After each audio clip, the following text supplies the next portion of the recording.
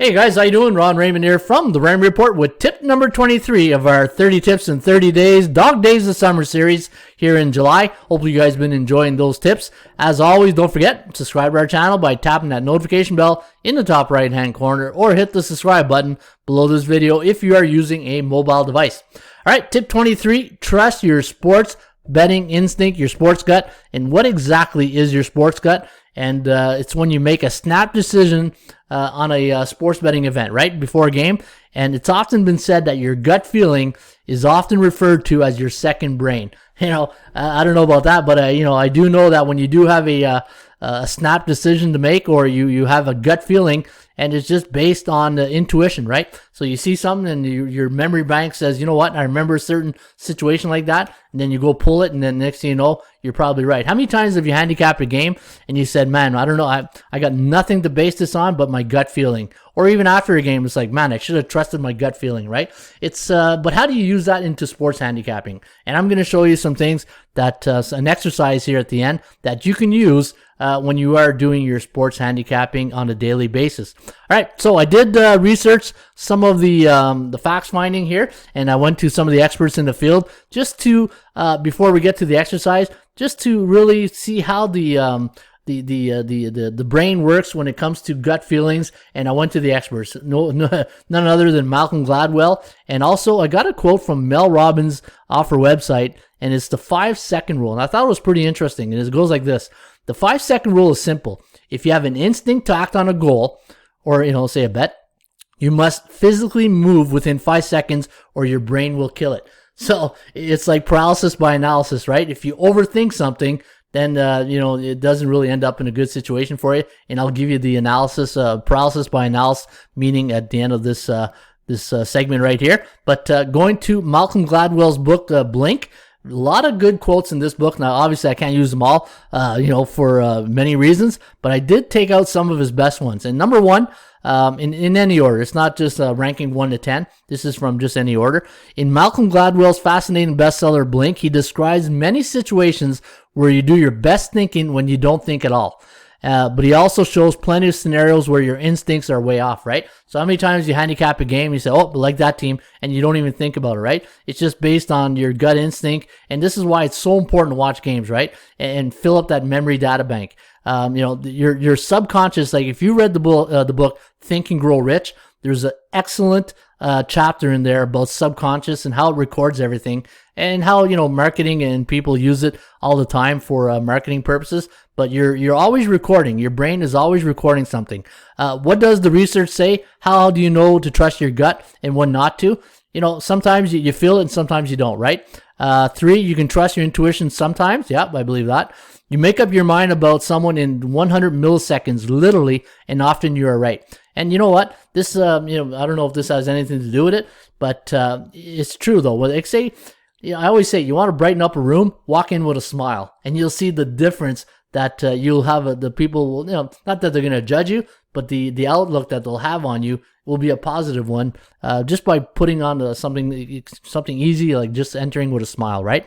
In just 5 minutes, you can often evaluate people with approximately 70% accuracy. Didn't know that. Research has shown many situations where your gut is more likely to be right than wrong. Well, I hope that's right, because I would love to see, I'll settle for 60% of all my picks be right. So I do like that one. And research has shown things that are easy for our brain to process feel more true than concepts that require work. Research shows things that are easy for our brain to process feel more true than concepts that require work. I don't know. When I think of concepts, I think of all my sports betting concepts. A lot of them don't work, but I would love to see things that my easy can process real accurately and give me more positive results when I'm betting on sports, right? Now, the 2 rules of thumbs in his books, there are any good rules of thumb. Here are 2. Okay, so here's 2 good rules of thumb of Malcolm Gladwell's book. Definitely trust your gut on a subject if it's something you're an expert at. So if you're a sports handicapper or sports bettor, you've been doing this a long time, you can definitely trust your gut on that subject. A new study from research at Rice University, George Mason University, and Boston College suggests you should trust your gut, but only if you're an expert. that makes a lot of sense. If you're a handicapper, and you've done the work, you've recorded a lot of games in your mind, subconsciously. But I always say, if you're a handicapper, you're also a scout, because you're scouting the next game for your next betting assignment, right? Across both study, participants who possess expertise within the task domain perform an average just as well intuitively as analytically. In addition, experts significantly outperform novices when making their decisions intuitively, but not when making their decision analytically. That's a lot of verbiage right there. But what I get from that, I right there, my business mind comes to ideas like, what if I did a contest? The person new to sports betting with the old handicappers been doing it 24 years and just take their sports instincts on a certain card. That would be fun to do, right? If we did a little video on that. For simple decisions without many factors involved, what soda should I buy? Be rational. For very complex or weighty decision, what career should I pursue? Trust your gut. All right. So here are some of the things that I've pointed out when trusting your sports gut, trusting your intuitions. Before making that snap decision on a game, consider the following. Number one, capture all the facts, right? Capture the facts, and this way you go in informed, and the facts, the basic facts of the game. Retrieve from your own memory database of the situation, and this is where experience helps, right?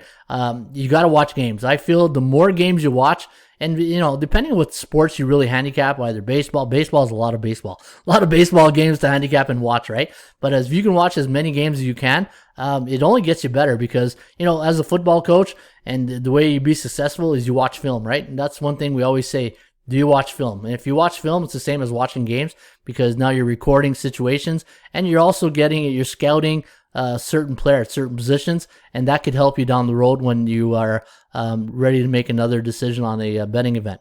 Perception versus reality. The public versus contrarian thinkers, right? The bookmaker versus you. What's the perception out there? What's the reality? And then make a decision and live with it. That's my formula of a snap decision, right? But sometimes in a snap decision, it'd be careless just to make it off the hop, right? You got to have some type of research going into it before you make your decision, right? Now, I said earlier, paralysis by analysis. What exactly does that mean? So I wrote here, the purpose of gut instinct is not to overthink it. Sometimes the answer is right in front of you, but the information, the more information you analyze, the more you can fall into the paralysis by analysis trap, right? That is so true. How many times have we handicapped games and we overthink it, right? And next thing you know, look at the definition by paralysis by analysis. Analysis paralysis involves ruminating or spinning the same thoughts over and over again. Overthinking stats or problems typically doesn't lead to any new insight.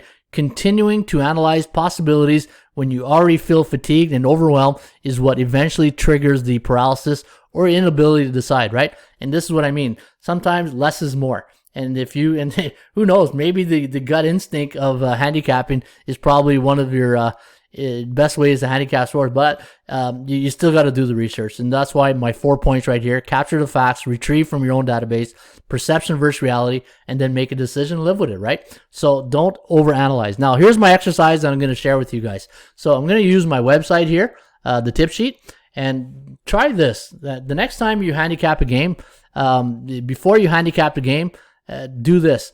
Grab the tip sheet or some type of schedule, or anywhere you grab your information on where you're doing your research. Print it out, and then what you want to do, so I'll use this as an example. This will be a two-part exercise. I'm going to show you two things here. Now, keeping in mind with the paralysis by analysis, too much information, it just clogs the mind, I find, right? So let's say if I look at LA Angels against Oakland, today is July 20th. You got Jose Suarez up against James Kaprielian. Now, if I look at all this information, all right, and keeping in mind what Mel Robbins says, right? She says you can make a decision within 5 seconds. And I believe it's more than 10 seconds. I think it's more than 10 seconds before you form some type of decision on a fact-finding mission, right? You got to first absorb what you're reading, and then you're going to come up with some type of solution in your mind, and then you're going to pull the trigger on that play that you want, right? So when I look at the Angels, okay, they're plus 145, 8.5. The value edge of the Raymond Report minus 113. C bearish, 2-game losing streak. Now I'm already starting to think too much information, right? So that's what and this is why if you do that and then you start picking your games. All right, and then start off with this way. When you first do print off the sheet and then take all of this out right here. Take all this from line value out and just go with the starting pitcher, the line, and the total. Make your play right away. And then from the other side, the next day, do it again, but then do it with all of it and see what the difference is after, say, a 7-day span, right? And one thing I like to do sometimes when I handicap is I'll grab this tip sheet and I'll do my gut instinct reaction first. Like if I look at this game, I'll just go right now as an exercise today for July 20th. So I've already handicapped some of the games, so I'm already have some type of preconceived notion on some of these games. But if I see Kaplan against Suarez, 155 over under 8.5. I'm going to take Oakland right there. Minor, Milwaukee. I like Milwaukee. Miami against Washington. I like Trevor Rogers, but he's only coming off a game where he had 4 innings last, so I'm a little cautious here, but I do maybe have a lean towards Miami. New York against Philadelphia. I'm going to go with Philly. Boston against Toronto. Now I'm going to take the Red Sox. This is a new pitcher here for Toronto. Baltimore against Tampa Bay. Now I know John Means is coming off a rehab stint. He's been off since June 5th, so I'm going to lean with Tampa Bay. The Mets, Cincinnati, I'm going to go with Cincinnati, even though the price is a bit steep against a good team like the Mets. Texas against Detroit. Detroit's rolling. I'm going to take the Tigers here. But the only thing is I'm a little cautious because they're a losing team, and I don't normally like to go with losing teams, especially when they're on a 4-game win streak, because like an old high school sweetheart, they're going to break your heart. Yu Darvish against Atlanta. San Diego, I do like San Diego in this one. Tristan McKenzie against Houston. I'm going to go with Houston. Minnesota White Sox. I'm going to take I'm going to take the over. That's my first instinct right there. The over in this one. Cubs against St. Louis. I'm going to go with Chicago in this one. Seattle, Colorado. I'm going to take Colorado. Pittsburgh against Arizona. I'm going to lean with the over in this one. And then San Fran Dodgers. Don't know the pitcher yet, but I will lean with the favorite Dodgers because San Fran won yesterday. But that's a bit of my gut instinct, right? So that was a gut instinct reaction to today's game. Now we'll see when we look back at the film how it's going to turn out. And actually, you know what? Because I haven't really got full into the handicapping today, I will see later on when I do have my final picks how much of those final picks are in conjunction with the gut instinct pick, and then we'll see we can base our analysis off that, right? So that is a bit of a little long-winded today, but you know what? Hopefully you found it interesting. Trusting your sports betting instinct and how you can use it towards your advantage. And again, good exercise to do before you make your picks. Do your picks before you do your research to see how your gut instinct goes, because if you ever get to a game where you're undecided, go to your gut instinct, right? Go with, it's always say, the old saying goes, right? Go with the girl that brought you to the dance, right? And go what got you here. And that's where this could help you out. All right. Hopefully you enjoyed that. That was tip number 23. It's in the book. Trust your sports gut, your sports instinct, and hopefully it brings you to the winner's circle. As always, shop for value, play those percentages. I'll see you back shortly with another Raymond Report. Cheers.